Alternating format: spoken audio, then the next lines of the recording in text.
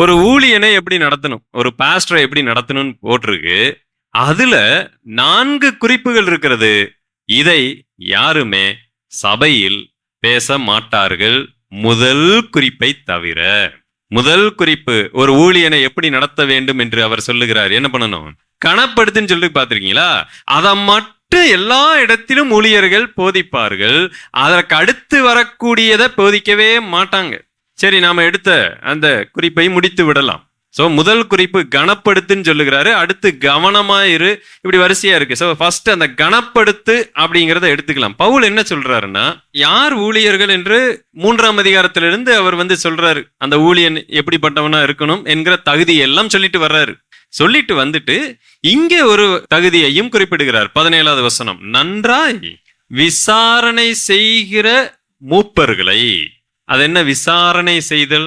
அதுக்கு பல அர்த்தங்கள் இருக்கிறது. விசாரித்தல் அப்படிங்கிறதும் ஒரு அர்த்தம் வருகிறது. அடுத்து என்னன்னு கேட்டீங்கன்னா, பஞ்சாயத்து பண்ணுதல்ன்ற ஒரு அர்த்தமும் இருக்கிறது. பஞ்சாயத்து பண்ணி வைக்கிறது.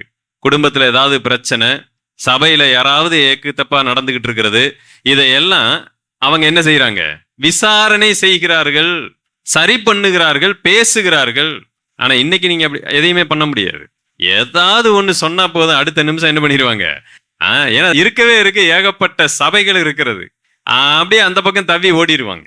அதுல இருந்தே தெரிந்து கொள்ளலாம் அவர்களுடைய குவாலிட்டி என்னன்னு தெரிஞ்சுக்கலாம். நம்ம சபையில ஒருத்தவங்க கடைசி வரைக்கும் இருக்கணும், அது கர்த்தருக்குள்ளாக இருக்கிறாங்கன்னா அவங்கள போய் அவர்களுடைய தவறுகளை நீங்க சுட்டி காண்பிச்சு, இது சரியில்லை, நீங்க மாற்றிக்கொள்ளுங்கள் அப்படின்னு நீங்க ஒரு டைம் சொல்லிட்டு வந்துருங்க.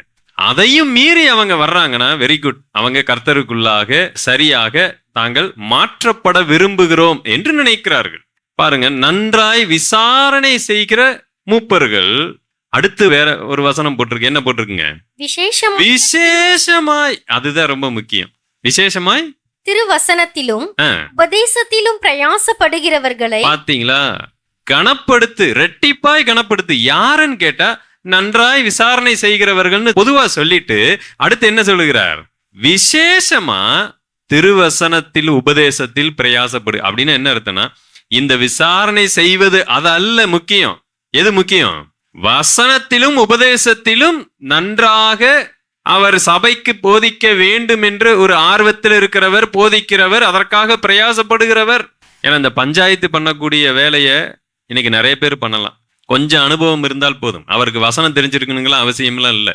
இன்றைக்கு நிறைய இடங்கள்ல இந்த பஞ்சாயத்து பண்ற வேலையை சில ஊழியர்கள் செய்வார்கள். ஆனா அவங்களால என்ன செய்ய முடியலன்னா, வசனத்தை கிரமமாய் போதிக்க முடியல, வசனத்தை எடுத்து காண்பிக்க முடியல. உபதேசத்திலே அவர்கள் விகற்பம் உள்ளவர்களா இருக்கிறாங்க. ஆகவேதான் பவுல் சொல்லுகிறார், விசேஷமாய் திருவசனத்தில பிரயாசப்படுகிறவர்கள், உபதேசிக்கிறவர்கள், அவங்கதான் ரொம்ப முக்கியமான ஒண்ணு. அவங்களை என்ன செய்யணும்? என்ன போட்டிருக்கு? கணத்திற்கு பாத்திரராக எண்ண வேண்டும். ரைட். இரட்டிப்பான கணத்திற்கு பாத்திரவான்களை எண்ணிக்கொள். இதனுடைய சரியான விளக்கம் என்னன்னா, சும்மா வெறும் மரியாதை என்றதற்காக அவர் எழுதவில்லை, அவங்களுடைய தேவைகளை சந்தியுங்கள் என்பதற்காக எழுதுகிறார். அடுத்த வசனத்தில் அதனாலதான் அதற்கான விளக்கத்தை கொடுக்கிறார். வாசிங்க. போரடிக்கிற மாட்டை வாய்க்கட்டாயாக என்றும் வேலையால் தன் கூலிக்கு பாத்திரனாய் இருக்கிறான் என்றும் வேத வாக்கியம் சொல்லுகிறதே. பாத்தீங்களா? எதுக்கு இந்த வசனத்தை எழுதணும்? போரடிக்கிற மாட்டை என்ன செய்யக்கூடாது? வாய் கட்டக்கூடாது. வேலையால் தன் கூலிக்கு பாத்திரவானாய் இருக்கிறார் என்று சொல்லப்பட்டிருக்கிறது. உங்களுக்காக ஒரு பாஸ்டர், ஒரு எல்டர், ஒரு கூட்டம் என்ன செய்கிறது என்று சொன்னால் உழைத்து கொண்டிருக்கிறது. அன்றைக்கு சபையில ஒரு பாஸ்டர் இல்ல, 2-3 பேர் இருந்தார்கள். அவங்களுடைய வேலை என்ன? விசுவாசிகளுக்கு வசனத்தை போதிக்குதல். பவுல் என்ன சொல்றாருன்னா, இட் இஸ் யுவர் டியூட்டி, அது உங்களுடைய கடமை. அவர்களுடைய தேவைகளை நீங்க என்ன பண்ணணும்? சந்திக்கணும். அதுதான் கனப்படுத்துதல். ஃபர்ஸ்ட் அதை சொல்லிடுறாரு. ஒரு சபையினுடைய முக்கியமான பொறுப்பு என்னன்னு கேட்டா, அந்த சபையிலே உங்களுக்காக வேலை செய்து கொண்டிருக்கக்கூடிய ஒரு வேலையாள் இருக்கிறார். அவர் கூலிக்கு என்னவா இருக்கிறார்? பாத்திரவானாக இருக்கிறார். நிறைய இடங்கள்ல இந்த வசனத்தை ஊழியர்கள் திரும்ப திரும்ப போதிப்பார்கள். நாம போதிச்சதே இல்லை, ரொம்ப நாள் கழிச்சு இன்னைக்கு தான் எடுத்திருக்கிறோம்.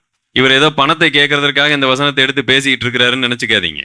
ஒரு ஊழியனை குறித்து சொல்லும் பொழுது இன்னும் பல விஷயங்கள் அடுத்து வர்றதெல்லாம் பாத்தீங்கன்னா, ஊழியனாவே நம்ம இருக்கக்கூடாதுங்கிற அளவுக்கு எழுதி வச்சிருக்கிறாரு பவுல்.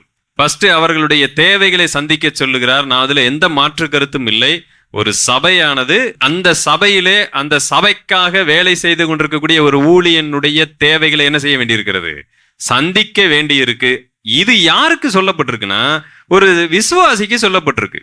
ஆனால் ஒரு போதகன் இதை பிடித்து கொண்டு விசுவாசிகளிடத்துல போயிட்டு சண்டை போட்டுட்டு இருக்க கூடாது.